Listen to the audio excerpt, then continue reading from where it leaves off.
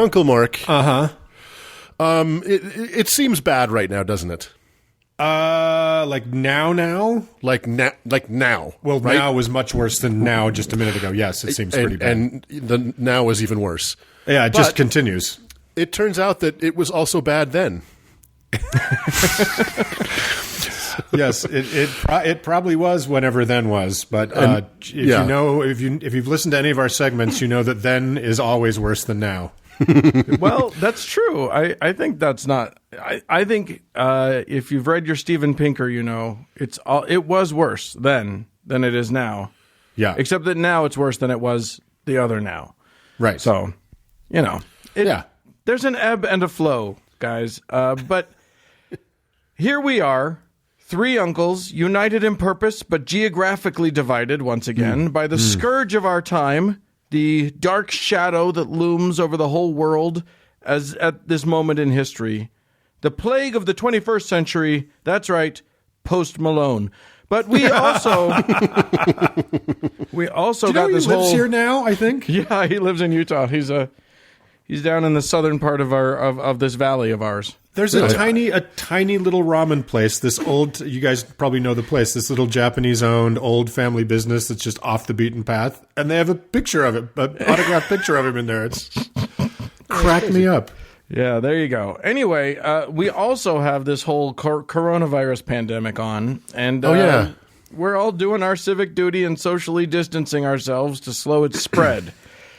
Now, we didn't start our distancing program as quickly as we should have, and we should have had a nationwide testing program in place a month ago, and this shit show is far worse than it needs to be because our moron in chief, der fucking Führer himself, believes that the only thing that qualifies someone to be heard is how much they can make him believe they like him. But finally, the calamity got bad enough that even the Donald had to listen to scientists who actually know what they're talking about. Yeah. And that's pretty huge. Yeah. In all the ugliness and despair, let us remember that we've come far enough as a culture, and even a supremely dedicated narcissist like Herr Trump eventually does what the scientists tell him. Well, that's secularism at work, folks, and it's saving lives. Uncle Dan, I have never seen someone search for a silver lining quite that hard. Well, I did pull something in the search, but it's okay. I'm limping, but I'm fine. You can trade a silver lining for 2.5 rolls of toilet paper. That was the real end goal. You caught me out on that one. Well, I want to do a little compare and contrast today, and I want to start in the year 1233. Let's journey there together, shall we? Good times. Very good times. The Mongols captured Kaifeng, capital city of the Jin dynasty. Holy Roman Emperor Frederick II destroyed the city of San Severo for rebellion. And Pope Gregory IX had some major bees in his adorable papal bonnet. Pope Greg hated three things. The first two are the aforementioned Frederick II, who he thought was a very naughty boy, and obviously the Jews. Yeah, classic. Of course. It's classic. Right. The third was his most arch nemesis, at least if you go by body count. But to get to that body count, you have to start with what's called a papal bull. Now, a papal bull, as you may know, but you don't, is a document issued by a pope that decrees something. Many of them are remarkably stupid. I first became aware of them in 2015 when Pope Francis issued a bull declaring that year the Extraordinary Jubilee of Mercy. Okay. Yep. This was I issued. don't remember it being terribly merciful or jubilant, but sure. Yeah. How dare you? 2015 is when the Donald came down the escalator, so that's all I remember. Right, yeah, not tremendously merciful. This was issued in the bull titled, because they all have Latin titles, Misericordiae Vultus, which Wikipedia says, and I quote, emphasizes the importance of mercy and the need to gaze on it. Oh, okay. Remember that? All that mercy gazing the Catholics did that year? Just give it a good gander. Give it a hard look. What a powerful time that was. Yeah. Anyway, I'm just the speed at which the Catholic Church has finally decided to declare a year of mercy in 2015 years a little too late. Yeah, right? Okay. Well, papal bulls have always been weird things. Just when I think I have a handle on what they're for, my mind gets blown. Like the one issued in the year 1323 by Pope John XII, titled Cum Inter Nonnullus, which basically said that the belief that Christ and his apostles were poor was a heresy. And then, the next year, he issued Quia Quorundam, which basically yelled at everybody for thinking his last bull was shitty. So, there you go. That's some bullshit right there. Yeah, the papacy. It's weird. Ba-ba-boom. Okay. Anyway, back in the middle 13th century, Big Daddy Greg the Ninth, I like to call him Nine Ball, was a bull issuing motherfucker. While most popes issue 0 to 3 bulls in their time as head bitch in charge, he came out with at least 18. Wow. In 1228, he issued Mira Cyranos, which canonized St. Francis of Assisi. And then, 2 years later, he issued Quo Elongati, which, quote, resolves issues concerning the testament of the new saint. So, yeah, okay. Apparently, not everybody was on board, as is so often the case. By far, my favorite papal bull, however, was the 1233 smash hit Vox in Rama. I won't bother translating it because I've already gone down too many rabbit holes, and I'm finally getting to the point here. Vox in Rama was a call to action for the Catholics of the world, but more especially the Catholics of Germany. You see, the 1980s were apparently not the first era to have a satanic panic. The 1230s were the height of a believed wave of crazed Luciferian cultiness, and Nineball wasn't having it. Vox in Rama described in detail the demonic ceremony in which a poor innocent Catholic might be inducted into the devil's church. Now, we may have to check in with Lucian Greaves on this one, but I'll just read you directly the description of this ritual from Wikipedia, because I don't believe it's possible for me to improve on it. Well, please read it in the original Latin, just because I want to savor that. I don't have the time. Don't have the time. So we're just going to go with how it was translated there. And mind you, this is the Pope in his bull describing what presumably these Luciferian evildoers, what happens to them, what it looks like. Quote, "The potential initiate is first approached by a mysterious toad as large as a dog." Oh, fuck off. It's a good launching point, right? It's a good start. Here we go. Let's continue. Shortly afterwards, an emaciated pale man would appear, whom the initiate would kiss and thereby forget all memory of the Catholic Church. Members of the sect... Can I kiss that pale man? Please, whoever you are, let me kiss you and forget about Catholicism. If I kiss him, do I also get to forget about the giant toad? Anyway, no, never forget. Never forget. Members of the sect would then meet for a meal. When the meal had ended, the sect would arise and a statue of a black cat would come to life, walking backwards with its tail erect. First, the new initiate, and then the master of the sect would kiss the cat on the buttocks. That was in the papal bull. The Pope himself wrote that shit. That is like if a 6-year-old tried to write a scary story. Totally. But you know what? Having slogged our way through the book of Revelation, it's kind of on brand for this. It's a little bit on brand. It's true. Oh, boy. I don't know who that guy was talking to, but somebody has an imagination. Wait, so what happened to the toad? Not much of one. What happened to what? The toad. Oh, he just eats with the rest of them, I guess. I'm not sure. Okay. I like that they have a meal. It's like he's reading their daily schedule, and then a luncheon is served. Right. A post-toad luncheon is served, and From 12:15 to 1 p.m. Yeah, that's right. Exactly. Then we break off into work groups. That's right. You go with the pale guy, and you kiss the cat's ass. We are not done yet, though. There is more, and I'm going to read the rest of it here. The candles in the room would be extinguished, and the sect would engage in wild orgies, of course, which were sometimes homosexual in nature. Ew. Keep talking. I'm listening. Exactly. Once the candles are relit, a man from a dark corner of the room... Look, I don't know why that tickles me, but I just like that there was a dude just chilling in the dark during the orgies. And now also, I don't imagine it like a terribly well-lit space to begin with, but whatever. Yeah. Anyway, he comes forth, quote, comes forth from the loin upwards, shining like the sun. His lower part is shaggy like a cat. After a brief litany-like dialogue between the cat and the cult members, the meeting ends. And adjourn. That's it? There's the gavel. Doesn't someone have to like put forth a motion to get seconded, and then there's a vote? Who kept the minutes? Maybe that's what the toad does. All those in favor say meow. All those opposed say ribbit. Say ribbit. Okay, so stupid. What? How dare you, sir? This was taken very, very seriously. That's true, and that's what's insane.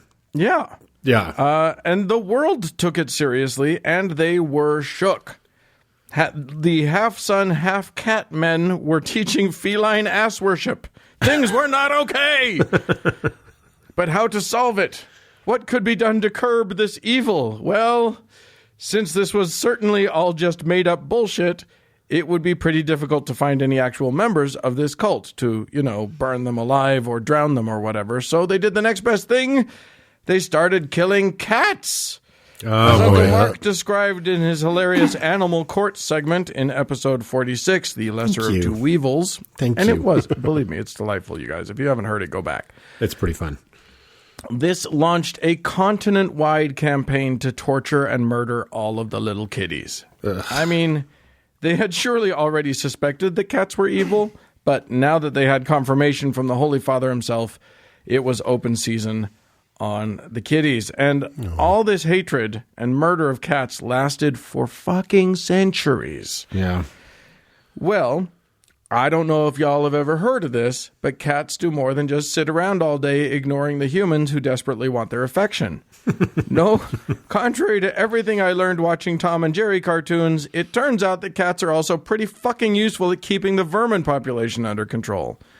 So, if you kill all the cats, you better hope you like rats and mice, which you obviously don't because they're nasty. But what they didn't figure out back in the Middle Ages is that those scurrying little bastards were also vectors for disease. Ah. So. No, vectors for disease were strange women and Jews, Dan. That was the science of the time. And cat butts. I'm getting there, man. I'm getting there. Oh, shit. So, yes, what I'm getting at is that an insane papal bull in the mid-1200s that no thinking person should have taken remotely seriously likely led fairly directly to the Black Death of the mid-1300s, because the disease was likely carried by and transmitted by rats and rat fleas. The speed and depth of the plague's transmission was probably directly influenced by the lack of cats. So, wow. The church caused the plague. What's amazing, Dan, is I just don't see that there's any way to use that as a parallel for anything in our current thinking. It's going to take me a minute, but I will. But if you trust me, I will try and draw a parallel. It will be strained. Take me there. It will be strained, but we're going to attempt it anyway. Take me there. Yeah. So the church caused the plague, but as we in this era are learning, how we respond to a plague is just as important as what caused it. So, how did the church, which was by far the most powerful instrument on the European continent, respond to the plague?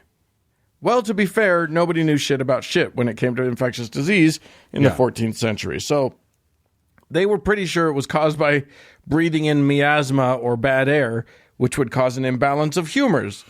So the cures the doctors were offering were things like holding nice-smelling things next to your nose to counteract the nastiness. Seems obvious, really, when you think about it. Or something like bloodletting, because what you don't want when you're battling a disease is lots of blood in your veins. Right. So, no, it wouldn't be right to expect the church at the time to be wise about slowing the transmission of the disease. That said, anyone who follows history or listens to this show knows that when it comes to a church's response to things, it's never a bad bet that they'll just make everything worse, and usually the worstest that they can possibly make it. Right. The obvious first step that the church took was to declare that the plague was a condemnation from God for everybody's terrible, terrible sinning. And you may find yourself asking, now wait a minute, couldn't that be a good thing? Wouldn't that lead people to stop sinning? Mm-hmm. Isn't that possibly great? In a word, no, idiot. It's terrible. Because I don't know if you've noticed, but most humans are kind of the worst. The last thing anybody wants to do is self-confront. So what do humans do when the Pope says this plague is because of your sin? Well, they sure as fuck don't go, shit, I gotta stop sinning. No, they look around at all their neighbors and say, see, you bastards are sinning and now my wife has the plague. Right. And when Christians are thrashing about looking for sinners to pin a plague on, what's the first stop on the blame train? Anybody? Jews. I have a feeling. Ding, ding, ding, ding, ding, ding. Ding, ding, ding, baby. Yeah, that is right. What's funny is when I was writing this, I had zero question in my mind that when I asked that, you guys would know what I was getting at. We need a bell for every time it's the Jews. The problem is the bell would wear out. Right, exactly. Yeah. And is there like an air shofar that we could use? Oh, I hate you guys. I still haven't listened to the 12 hours of shofar music you sent me, Doug, but it's on. I've got some time. I can do it now. Okay, that's right. If God is sending a plague, ain't but one group of sinners that could possibly be at fault, and it's those evil Hebrews. Now, Jew-hating was not new. It had been and would continue to be one of the favorite Christian pastimes of Europe, but this kicked that shit into high gear. One big moment was when whatever the 1340s version of Breitbart started spreading the story that the plague was started by Jews poisoning people's wells in Switzerland. This was all part of the plans laid out in the protocols of the really, really elders of Zion for the Jews to kill all the Christians and dominate the world. I made that document up, of course. The well poisoning was declared true by Swiss authorities because, as they said, they had tortured a bunch of Jews who then admitted to the plot. Because, as we all know from prisoners at Gitmo, when people are being tortured, they only tell the truth. This led to mass violence against Jews all over Europe. Insane pogroms were launched that included burning their houses, killing them with axes and clubs, sending them down rivers in wine barrels for some reason. And in what is probably the worst incident of them all, in Strasbourg, they rounded up 900 people, locked them up together, and burned them alive. Oh, my Jesus God. 900 Christ. people at the same time? Yup. Wow. So, yeah. Now, That's some credit, Swiss organization right there, man. right? Wow. Now, to his credit, the Pope at the time, Pope Clement VI, was actually opposed to this treatment of Jews, which, that's novel. Good job. You guys ready for right, no. But you guys ready for another papal bull? Sure. In September of 1348, the Pope released Quamvis Perfidium, which basically said, hey guys, am I the only one who's noticed that Jews are also dying of the plague? It was basically his way of telling everybody to knock it off and leave the Jews alone. Unfortunately, the Jews were, in fact, sinners. You see, Christians were forbidden to lend money for advantage. Charging interest or usury is a biblically banned sin. modern Christians have figured out how to ignore this fact, but back in the Middle Ages it was still important.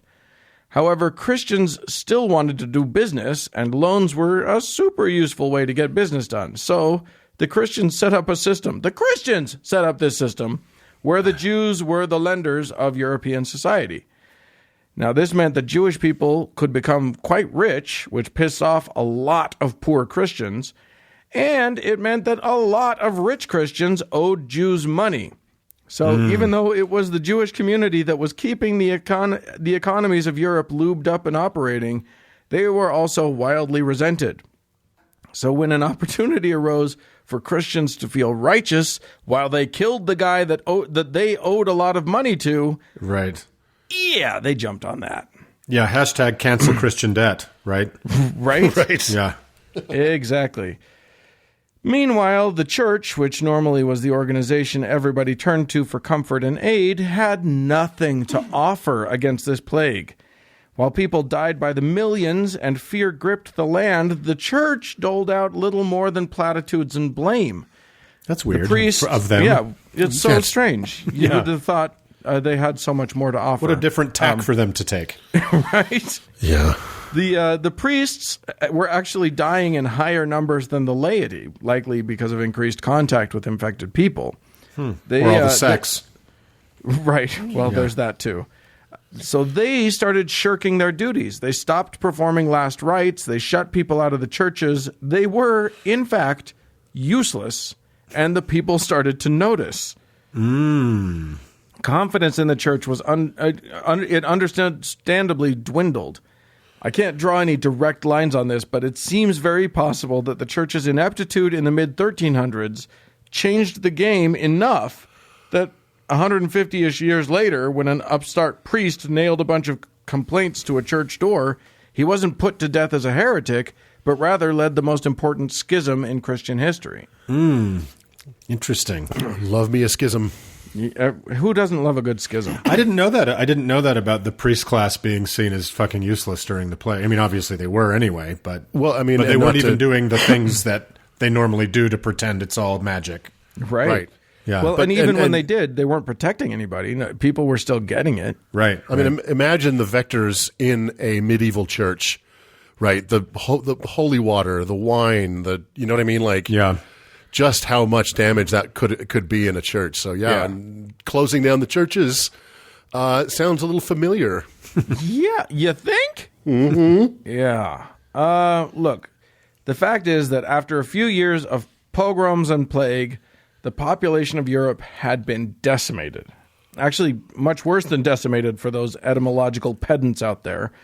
Somewhere between 30 and 40% of Europe died, Jesus Christ. depending on whose estimate you go with.